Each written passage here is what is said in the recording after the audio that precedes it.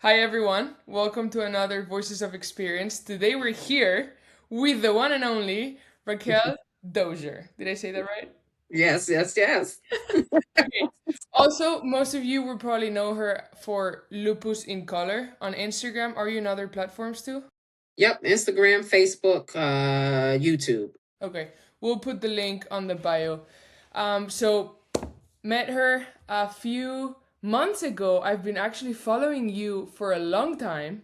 Love the Yeah, content that you put, love how you support lupus patients, love how you bring awareness to everyone so that everyone feels included and represented. So I want to take today the time to understand your story. What has lupus been for you and what have you learned? What are you doing to help people? Yeah. yeah. Whew, well, that's a loaded question. Well, my name is Racquel Dozier, as you stated. I'm the founder of Lupus in Color, which is a global support group here in Henrico, in Virginia, where we meet every month, and globally online, as you stated, on all of the internet platforms. I think my story really begins with being diagnosed with rheumatoid arthritis, where I had just moved from New York. I had become a social worker. I was a social worker here in the city of Richmond, and I could not open and close my hands. I could not extend my arms. I could barely walk. And when I went to the doctor, they said, "Oh, we just think that it's rheumatoid arthritis." Now, mind you, like I stated, I moved from New York to Virginia. So my pace slowed down. And there's a reason why I'm saying this. My pace slowed down. Everything was a lot slower than it was when I lived in New York. I had a 3-year-old son, and there were so many different things going on, with my job that created a lot of stress.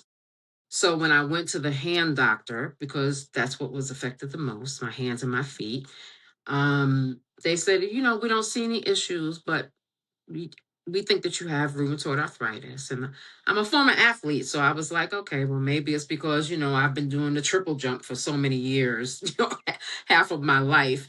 And he stated, but I want you to see a rheumatologist because a rheumatologist can tell you better. And he asked me, "Do you want a young rheumatologist or do you want an old rheumatologist?" And I said, "Give me an old rheumatologist because he's going to tell me like it is." And Yeah. he's going to be able to tell me exactly what to do because, he's got some experience behind him. Went to the rheumatologist. The rheumatologist said, "Look, yeah, it really looks like you have arthritis. It's kind of, progressing. Let's put you on some really heavy medication." He said, "But I'm going to tell you, it could turn into something more." And I said, "Really? Something more? What do you mean?" He said it could turn into lupus. And I said, "Well, what is lupus?" I said, "I knew a girl at school that passed away from lupus. Is that cancer? What do I have to look forward to?" He's like, "No, it's not cancer." And he explained to me how it was an autoimmune disease and how it can affect your internal organs. Speed it up to 2 years later, my intestines became swollen Yeah. and I leaked 4 liters of fluid in my belly. I looked like I was about 10 months pregnant at that time. Had they not gotten me to the hospital when they did, I probably would have died. And that's when lupus reared its ugly head within my body. Mind you, I'm still dealing with the chronic issues of rheumatoid arthritis. I still can't really open and close my hands. I'm on heavy, heavy medication that eventually gave me double pneumonia and pleurisy Yeah. and pretty much almost killed me, right? So I'm dealing with all of this stuff, and then lupus is like, "Hey, I'm here. Let me mess with, let me mess with your gut. Let me mess with your intestines. Let's give you all this fluid." They put me through all these different tests and everything like that. And boom, the doctor comes back in after he put me upside down to put a line in my neck, and my family's all crazy. And he goes, I think I know what you have. You have lupus. And thank God for a rheumatologist that was forthcoming with me. I wasn't surprised. I was like, okay, well, he did say, he kind of spoke it over me, right? He did say that it was going to come. And that created lupus in me, right? And at the time when I was diagnosed, I didn't see anybody like me. And that led me to create something that made me see who I was and help others at the same time. Because I'm a social worker, a counselor, a teacher by trade. And I think honestly, just that's what my goal is in life. That's where my path has always taken me, to either teach someone or counsel someone or talk with someone that doesn't have anyone to talk to, right? So I said, out of necessity comes creativity. And that's how Lupus in Color was birthed. Because I did not see anybody that looked like me. I was afraid, even though I knew it was coming, I was still afraid. I was relieved that I knew what was going on at the time, but I was still afraid and I still felt lost. And that's what created the whole Lupus in Color movement, so to speak. Yeah. You know, and so many different, I guess, brushes with death with lupus um, have really just helped me to just hone in on really helping others Hmm. as I help myself, if that makes sense. Yeah, yeah, absolutely. When you said that your rheumatologist said that it could develop in something else, was it based on a lab test that he saw and thought it could be lupus, or just from his experience of RA and how it was presenting on you, he thought that it could develop on lupus. He pretty much stated, look, you have rheumatoid arthritis, so you're already in that autoimmune Yeah. area. Once we looked at my family history, my father has scleroderma, so that's still autoimmune. That gene is there. It was there. And he said, you're a black woman. So I'm just going to tell you, it can turn. He was very forthcoming. He was very straightforward with me. And he stated, I'm just saying, because of who you are and what your health history has stated, the lab test might say something else. But the reality is, this is a possibility for you. And I'm appreciative of that.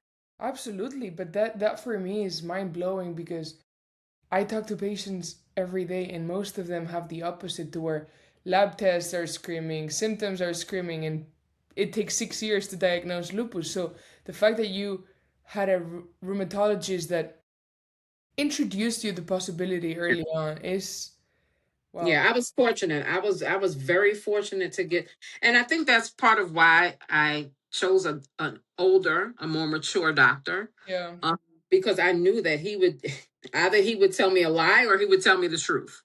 So I'm glad that he was able to look past everything else, because my labs weren't as bad as I thought they were yeah, when I was first diagnosed, because everything was just still brewing in my body. But he took the bull by the horns and he said, look, this is what can happen. Now, it took 2 years for that to happen. We were still just treating the rheumatoid arthritis. mhm, And then at the time, the rheumatoid arthritis affected my eyes, which is called scleritis, is what I had. So I had to get on heavy doses of methotrexate, and that's what gave me the double pneumonia and the pleurisy. it's common, unfortunately. Um, Yeah. Back to your comment on being an athlete.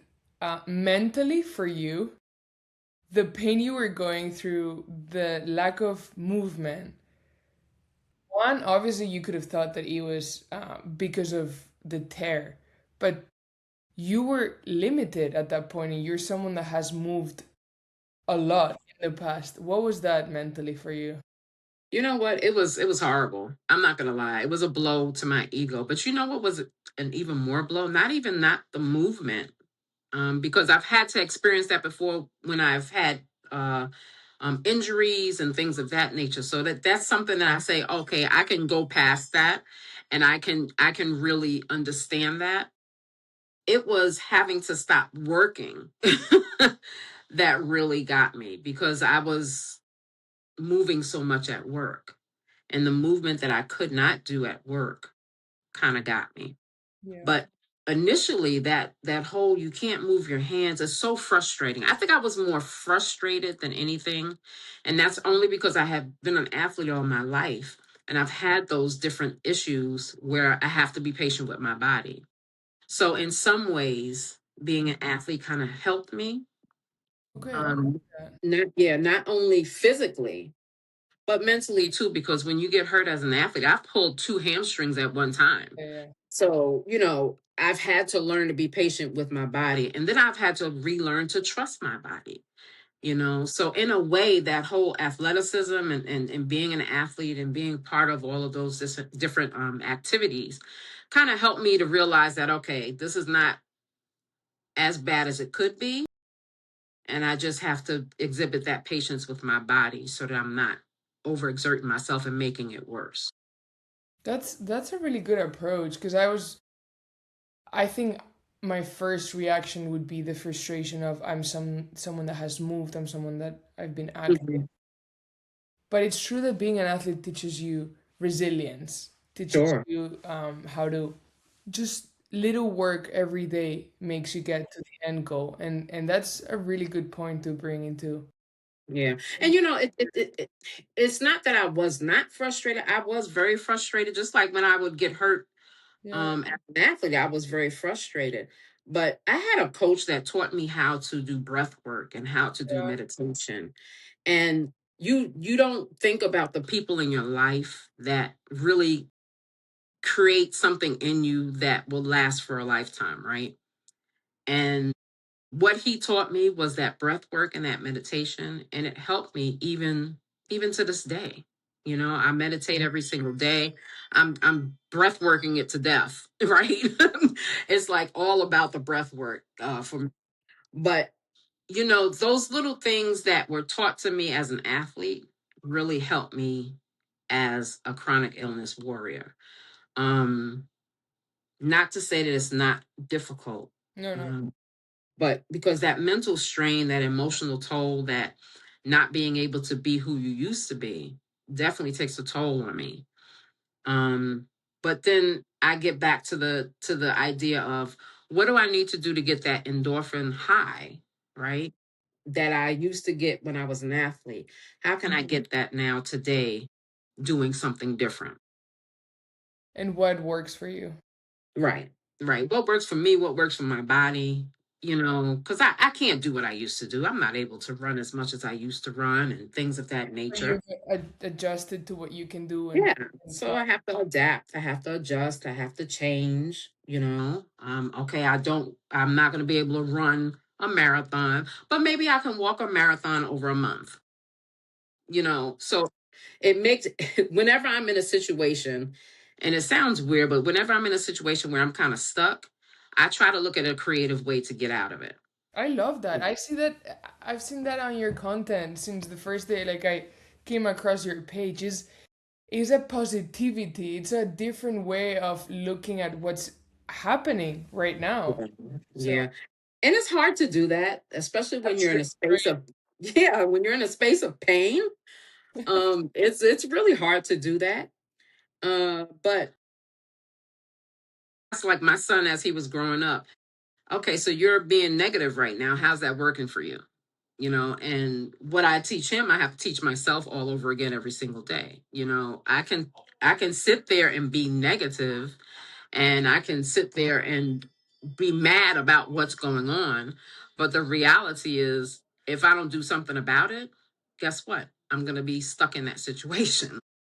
So I get up and do something about it so that I don't have to deal with my own negative situation, right? And I know that I can get into a funk, so to speak, and I can really get down on myself. My husband says it all the time. Oh, you're the hardest on yourself. Yep, I sure am.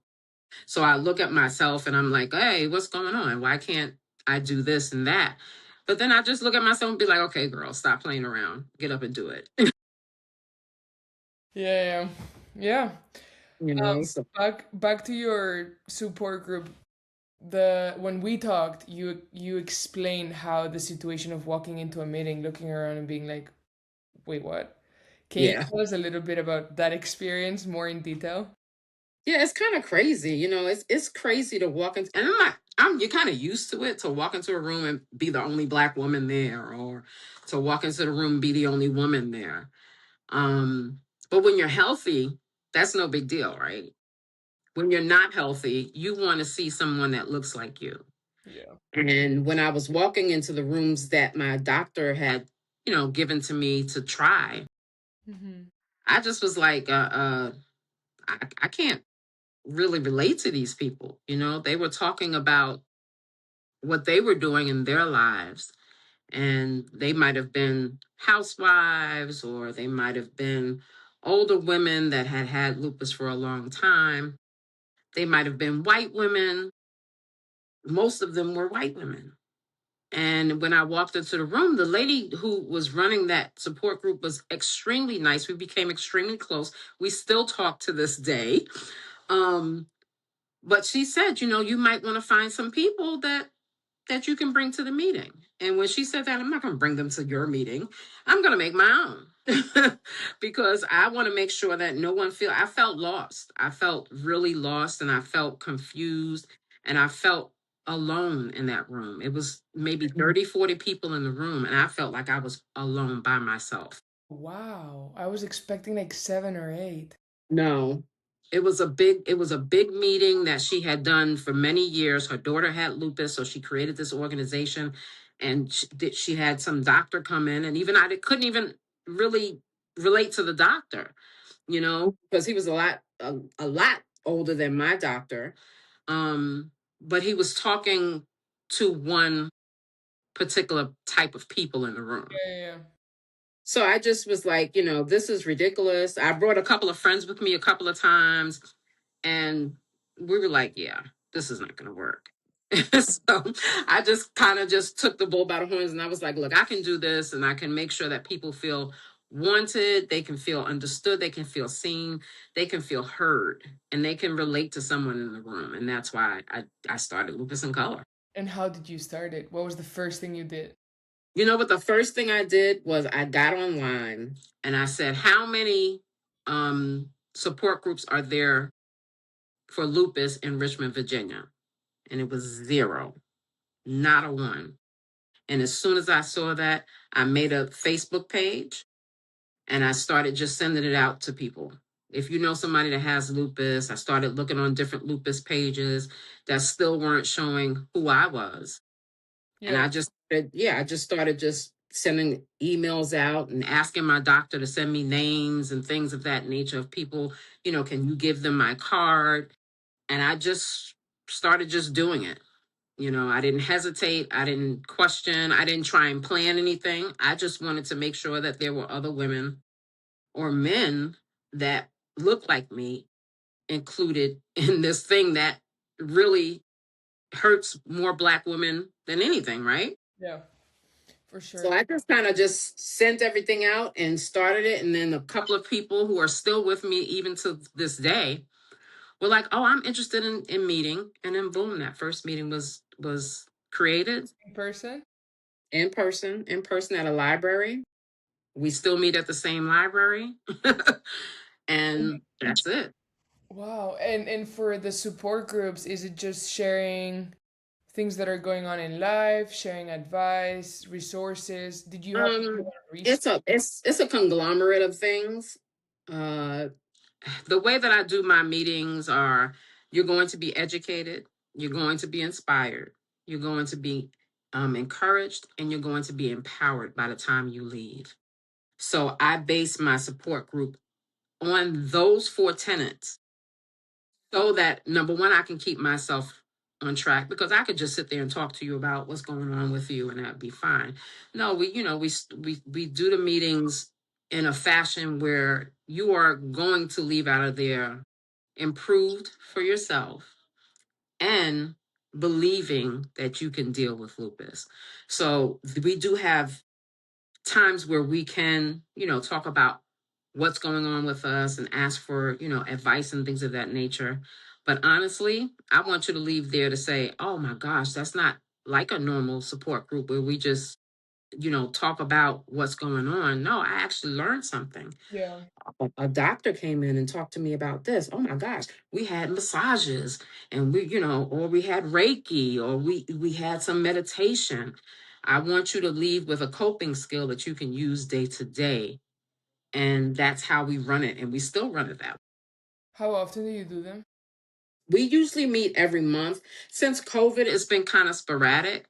So, like I say, that out of necessity becomes creativity. If we don't meet at a library, we'll have what we call mocha mingles. We'll meet at a coffee shop, and we'll just sit and talk at the coffee shop. Or, we'll meet at the library, or we'll meet over dinner. That we're not just stuck in one way of meeting. We Mm-hmm. just try to do so many different things so that, number one, that you can live outside of lupus.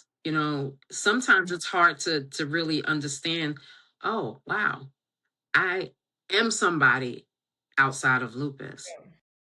It doesn't define me. It's part of defining me, but it's not the main definition of me. Yeah. So we try to do a lot of different things in that way. Yeah, I love that. For the research and resources, obviously sometimes you bring doctors, but was it, did you feel like the information that was online when you started Lupus in Color was,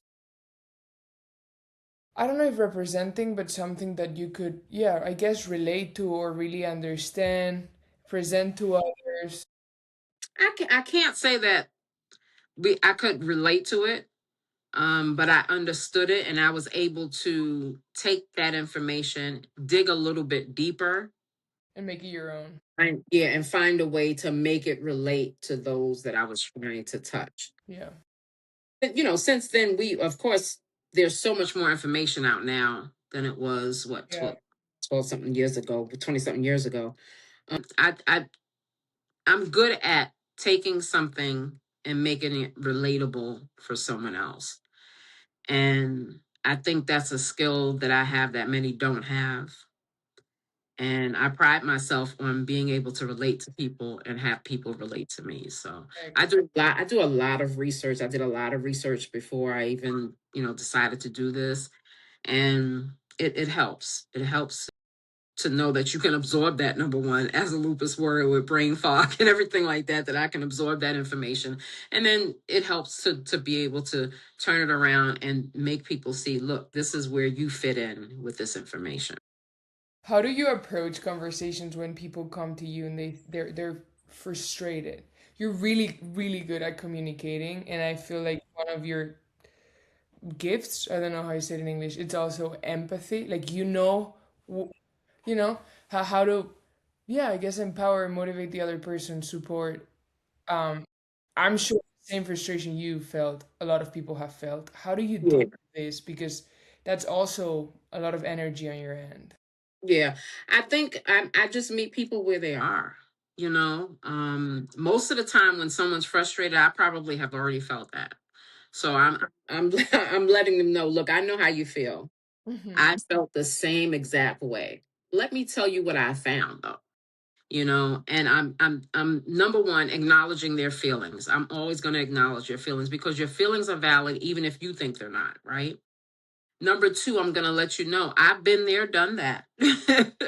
But let me tell you how I worked my way through it. And maybe you can take something and glean something from that and work it in your life.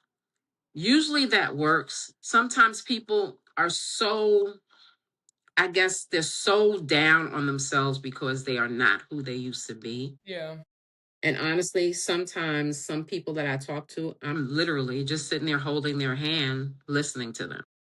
And that makes a difference because it gives people an opportunity to hear their own story, so to speak, and be able to make those changes in their lives as they release what they're going through. Yeah. It's also really good. I've seen this in lupus, especially. I feel like lupus warriors feel a big weight because there's so much that they put on their family members. So coming together in a support group like yours, where you can share with the goal of leaving that session Right. with more like learnings, feeling more confident.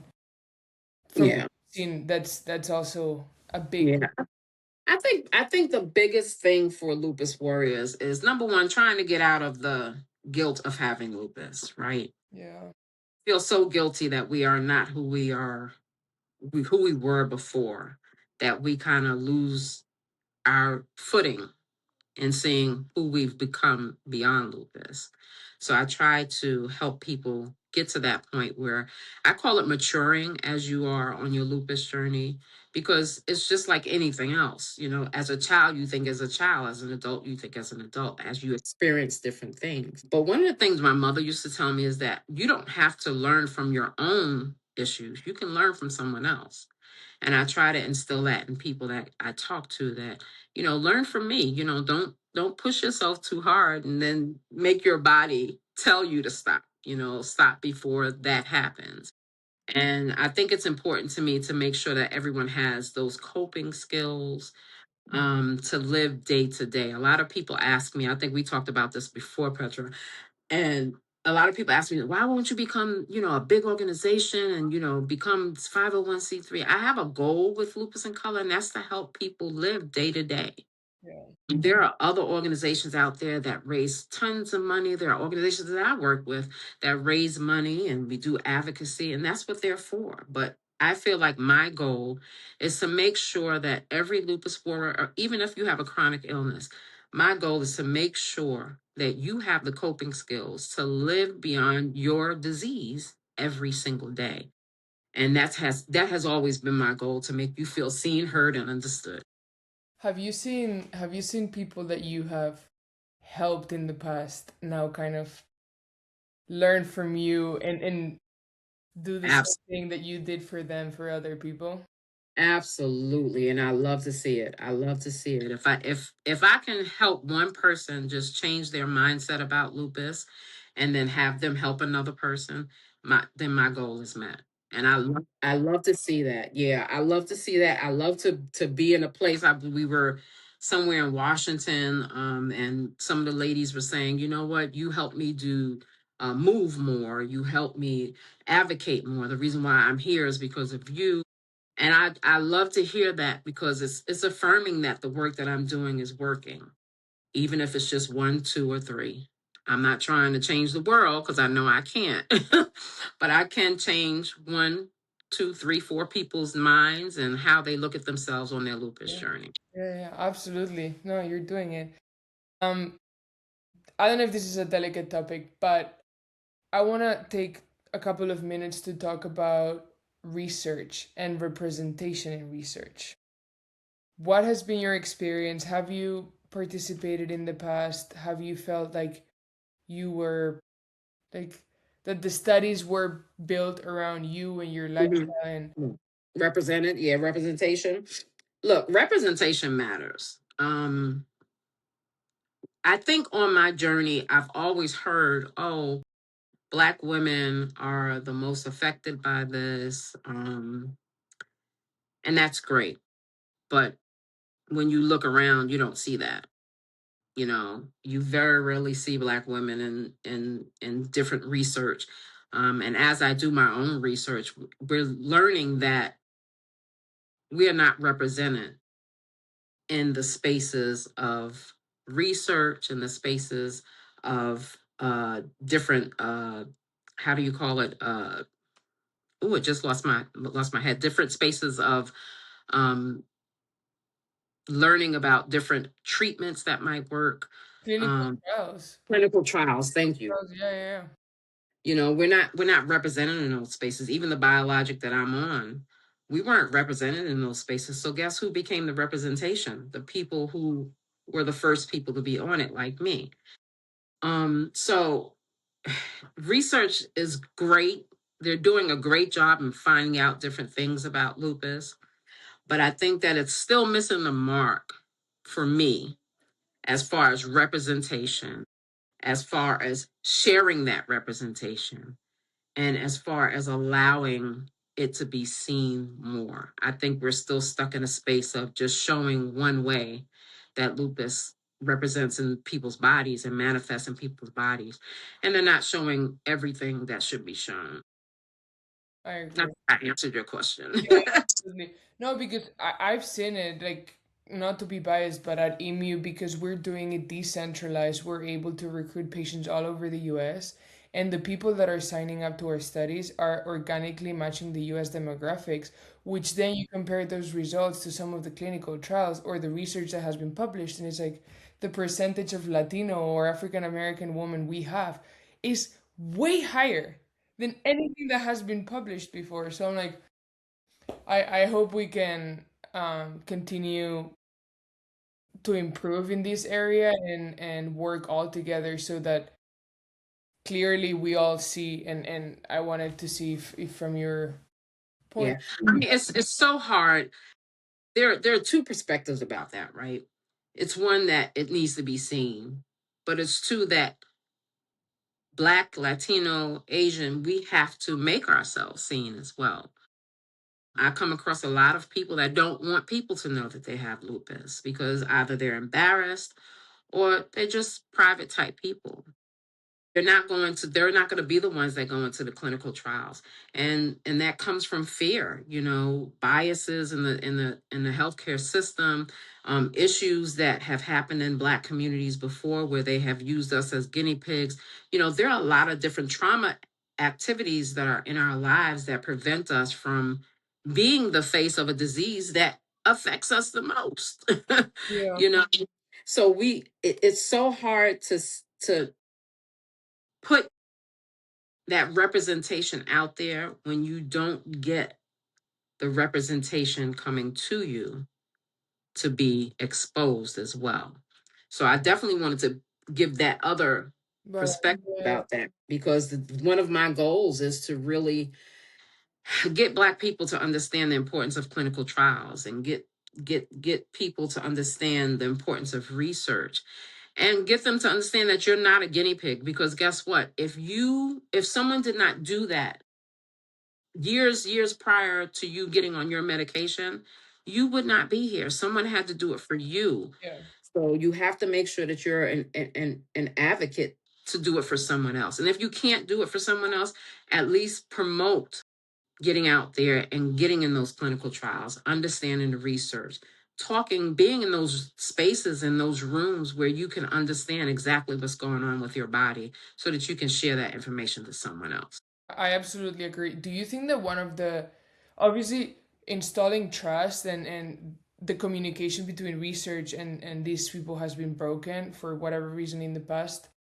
Do you think that it's this communication, how opportunities are presented to these people, that is making them not want to participate? Or if you had to give someone like us or any researcher out there advice on how to approach, how to make this a warmer relationship, so that people start trusting it, so that people start wanting to understand that this is important and participate, what would you say? Get into those spaces where those people are. Okay. I, I think a lot of times we are out here giving the information, sure, but we're not in the spaces where it needs to be accepted, right? So I think getting in those spaces where those people are is important, I agree. um, and allowing them to vent as to what they're feeling because it's real. It's real. When I first started this journey, like I said, I was an athlete. I didn't want to get on any medications, and then you have your family in one ear, then you have your religious beliefs in another ear, so it's so much easier if someone that looks like us is speaking to us and are in that space and can say, look, I've done it before. So getting in those spaces, having someone who is relatable to them so that they can understand where they're coming from as well. But then educating yourself about those discrepancies, those biases, those things that have happened. Tuskegee Airmen, you know what I'm saying? We have so many things, Henrietta Lacks, all of these things that have happened, and the biases are still there. So it's important for us to get that information in those spaces, but then make sure that we understand that we are still facing many biases in healthcare. A lot of times we are not even told about clinical trials from our doctors. Yeah. And I've spoken to many people where one woman is told of all the clinical trials and given so many different ways to go about treating her lupus, but the other one is not. So once we understand and educate ourselves first, and then get in the spaces so that they can understand that we know what's going on, then we can make a difference. But if we're not in the spaces, they'll never know. If the doctors don't know, won't tell their patients, then they'll never know. Yeah. You know, most of the time we're giving information that a doctor should be explaining to them. You know, when you go into a doctor, doctors should say, look, there are so many different treatments for lupus. You can do oral medications, you can do biologics, you can do DMARDs, you can do all these different medications. Let's find what's best for you. You can do holistic, you have these choices. But most times when a Black woman is going into an office, she's not given those choices. She's given one choice, prednisone. She's given one choice, antimalarials. You know what I'm saying? So once we learn what the problem is, educate ourselves, we get in those spaces and then we can start talking about exactly how to do it. You know, and even in research, when you think about it, how many Black faces do you see in research? You're seeing more, you know.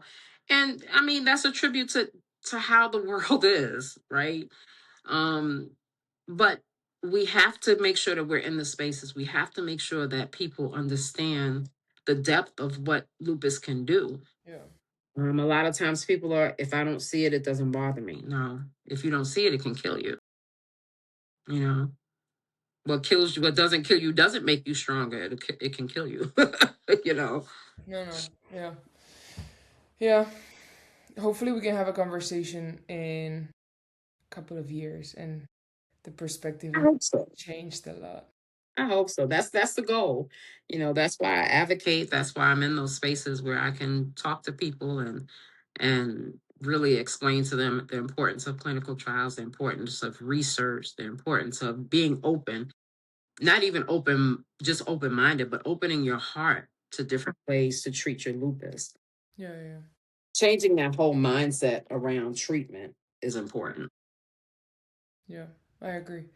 If there's anything that from ImYoo we can ever do, we're always here trying to learn and do better. And so, yeah, Absolutely. I Absolutely. appreciate all your advice, all Oh, your thank you. today. Is there anything you want to share with your lupus warriors out there or anyone in the world that might be watching? I mean, for anybody out there, you know what I'm saying? You have to just be open. Be open to receive information. Be open to understand your own body. Be open to understanding when someone's telling you about your own body. Like, trust science, trust medicine. You know what I mean? Everything out there is not out to get your money. There are real, true research and things that really work. And you will stay stuck in illness if you're not open to hearing what other doctors are saying and what researchers are saying, if you're not doing your homework on your body. So I would just say, just be open minded, open heart, and make sure that you do the research for yourself, Yeah. not to tell somebody else to do something. Understand your body, keep those journals so that you know what's affecting your body, and allow yourself to be open to receive proper treatment. Don't let, people who have no clue what lupus is or whatever your chronic illness is, don't let them talk you out of doing things that are helpful for you. Trust the science, trust the medicine, the medical teams. And if you can't trust them, move on to someone that you can. I was gonna say, just to add to what you said, ask questions and you Hmm. can ask questions. Like if they're not You gonna know, have answers, out. yeah, you know your body the best. And, don't be afraid to ask questions. Bring somebody with you. Yeah. My doctor knows if I bring my husband, I can't understand a doggone thing and I'm really roughing it out. So bring somebody with you. If you need somebody to be on the phone, hey, call me. I will get on the phone with you. I've done it before. But just make sure that you, like you said, you are asking those questions. Make sure that you are open to what they're saying. And don't put all your faith into it. Believe it, but don't put all your faith into it because you know your body and you know best. and don't allow someone to gaslight you. I don't want to use the word gaslight because it's been being used so many different ways these days. But don't let anybody tell you about your body when you know the best about you. So that was a lot, but You. I really appreciate you spending this time to talk to me. not a problem. Not a problem.